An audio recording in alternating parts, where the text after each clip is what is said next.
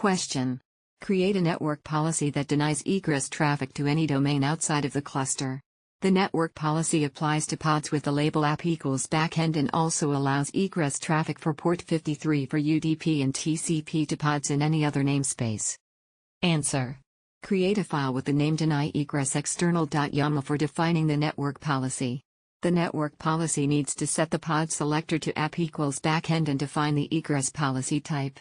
Make sure to allow the port 53 for the protocols UDP and TCP.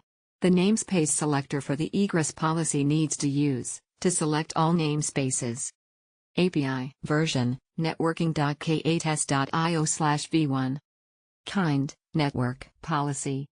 Metadata. Name deny-egress-external. Spec. Pod selector. Match labels. App backend. Policy types. Egress. 2.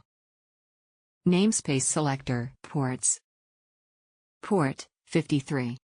Protocol UDP port 53. Protocol TCP. Run the apply command to instantiate the network policy object from the YAML file. $kubectl apply f deny-egress-external.yaml.